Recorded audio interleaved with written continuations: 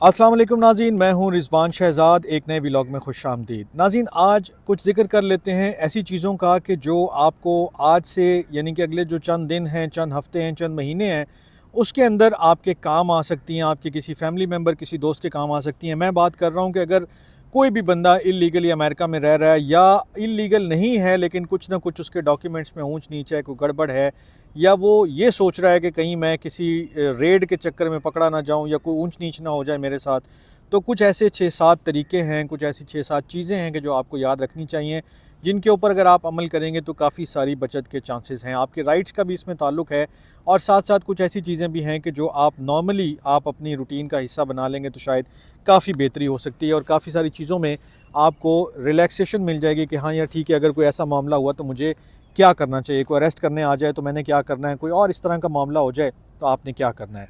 तो एक तो ये है कि आप सबसे पहले तो ये आदत बनाएं कि थोड़ा थोड़ा कुछ ना कुछ, चाहे मुझसे सुन रहे हैं, चाहे किसी और दोस्त से सुन रहे हैं, किसी और वकील से आप बात कर रहे हैं, कोई बुक पढ़ रहे हैं, कुछ भी कर रहे हैं, आपने अपने आप को अपडेट रखना है, न्यूज़ से अपडेट रखना है, पॉलिसीज़ जो बदल रही हैं उससे अपडेट रखना है। और कोशिश ये करनी है कि आपको न सिर्फ उन चीज़ों का, डेवलपमेंट्स का पता हो, बल्कि साथ में आपको अपने लीगल राइट्स का भी पता हो। अगर आपको नहीं मालूम तो आप किसी लीगल अटॉर्नी से, किसी ऐसे बंदे से जो इन चीज़ों को रोज़मर्रा की बुनियाद पर देखता है, उससे बात करें, अपने राइट्स को भी समझें और जो रेड्स या जो चीज़ें हो रही हैं उससे आपको क्या क्या चीज़ें बचा सकती हैं वो भी समझें। कुछ चीज़ें मैं आपके सामने रख देता हूँ, but I am not a certified lawyer और मैं कोई ऐसा लीगल ओपिनियन आपको नहीं दे रहा हूँ, but these are the suggestions के जो मैं आपके सामने रख रहा हूँ और इन सजेशंस में से हो सकता है आपके भी कुछ काम आ जाए। तो एक तो ये कि आपने अपने राइट्स के हवाले से अपडेट करना है अपने आप को, और कोशिश करें कि आपके पास कोई ना कोई जो लीगल डॉक्यूमेंट है, जो लीगल आपके पास पेपर्स हैं, कोई ऐसी चीज़ की जो आपको हेल्पफुल हो सकती है कि जी मेरा स्टेटस जो है वो अमेरिका के अंदर ये है, मैं क्लियर हूँ, मुझे कोई मसला मसाइल नहीं है, तो वो आप अपने साथ रखें। मिसाल के तौर पे एक और जो दूसरी सजेशन, मैंने काफ़ी सारी चीज़ें पढ़ी, कुछ सुनी, कुछ देखी, तो उसके अंदर जो दूसरी सजेशन मेरे सामने आई है वो ये है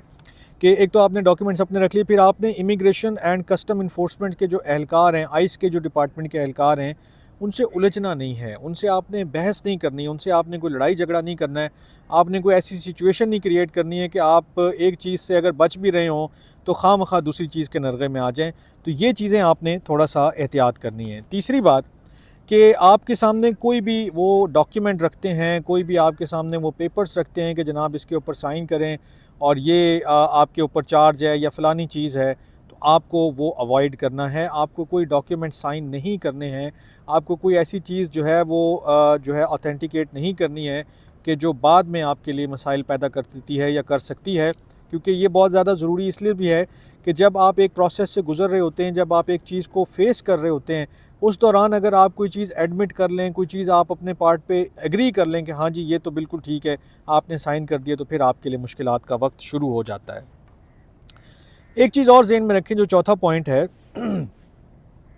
कि जो लॉ है वो आपको जो भी सिचुएशन हो, जो भी सूरत हाल हो, उसके अंदर वो आपको लॉयर से मिलने का या लॉयर तक अप्रोच करने का या उससे अपनी बात पहुंचाने का हक देती है। आपको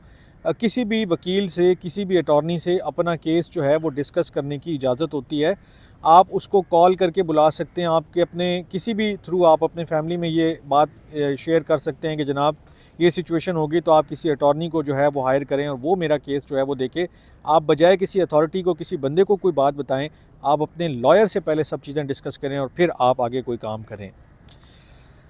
पांचवा पॉइंट जो है वो बड़ा सीधा सा है, लेकिन ये है कि ये थोड़ा सा आपको इसमें ब्रेवरी भी दिखानी पड़ेगी कि अगर कोई बंदा आपके पास आता है, रेड करने के लिए आते हैं, आपका हक बनता है, आपका ये राइट बनता है कि आप उनसे वारंट्स जो हैं वो तलब करें। आप उनसे डिमांड कर सकते हैं कि आप मुझे अरेस्ट वारंट दिखा दें या कोई सर्च वारंट दिखा दें या कोई ऐसी चीज़ दिखा दें कि जो आपको ऑथराइज़ करती है कि आप मुझे जो है वो इन्वेस्टिगेट कर सकते हैं, तो वो कोर्ट से हो या किसी अथॉरिटी का हो, ये आपका राइट है। और अगर उनके पास नहीं हो तो ये आपके लिए एक पॉजिटिव पॉइंट है कि बाद में अगर आपको वो अरेस्ट भी करते हैं या अपने साथ भी लेकर जाते हैं तो आप ये पॉइंट रेज़ कर सकते हैं। और वैसे तो आप रोक भी सकते हैं, लेकिन चूंकि अभी सेंटिमेंट इतना अच्छा नहीं है, अभी चीज़ें इतनी फेवरेबल नहीं हैं, तो आपने उलझना नहीं है, आपने कोई ऐसी चीज़ नहीं करनी है कि जो बाद में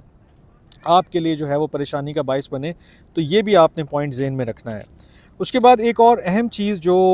जब आइस डिपार्टमेंट के लोग आते हैं, जब वो लोग रेड करते हैं, जब वो लोग किसी भी बंदे को इन्वेस्टिगेट करते हैं, वो कोशिश करते हैं कि उस बंदे के पास कोई भी जो चीज़ें हैं, शनाख्ती कार्ड है या उसका वीज़ा है या कोई चीज़ है वो हो, तो फिर हम बैक स्टेप कर लें कि अगर आपके पास कोई डॉक्यूमेंट है, कोई ओरिजिनल चीज़ है, चाहे आपके पास ग्रीन कार्ड है या आपके पास कोई और वीज़ा है जिसके ऊपर आप श्योर हैं कि मेरा लीगल स्टेटस है और मुझे गलती से या मेरी जानिब जो ये रेड आ रहा है या ये जो लोग आ रहे हैं ये ऑथराइज़ नहीं है, ये मुझे नहीं पकड़ सकते हैं, तो फिर आप वो चीज़ें उनको शो करके अपनी जान बचा सकते हैं। आप रोक सकते हैं उनको कि मेरे पास ये डॉक्यूमेंट्स मौजूद हैं, मेरा स्टेटस क्लियर है, मुझे कोई परेशानी जो है वो आप नहीं दे सकते हैं। और दूसरी बात ये कि इसी पॉइंट में मैं ऐड कर देता हूँ कि अगर वो आपको फिर भी करते हैं तो आपके पास कोई ना कोई ऐसा प्रूफ भी रखें मोबाइल में या किसी और जगह पर कि यार मुझे अगर आप रिपोर्ट करेंगे तो मेरी जान को पीछे जहाँ पर भी आप मुझे मेरे मुल्क में भेजेंगे वहाँ ख़तरा है। ये उसके कुछ डॉक्यूमेंट्स हैं जो मैंने लीगली सबमिट भी किए हुए हैं, लेकिन ये मैंने आपकी सहूलत के लिए कि आपको मतलब ये ना हो, मसला ना हो कि आप पूछें और मेरे पास कुछ निकले नहीं,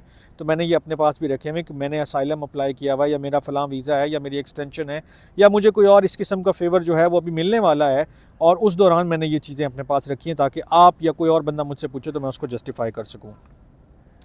सातवां पॉइंट वही है कि जो मैं इन 6 पॉइंट्स के साथ आपको बता चुका हूँ कि आपने इमिग्रेशन के जो बदलते कवानीन हैं, जो पॉलिसीज़ हैं, जो सेंटिमेंट्स हैं, जो ऑर्डर्स हैं, उसके ऊपर गहरी नज़र रखनी है, पढ़ते रहना है, सुनते रहना है, देखते रहना है, और हो सके तो किसी न किसी लीगल बंदे से भी अपनी चीज़ें, अपनी सिचुएशन ज़रूर डिस्कस करके रखें,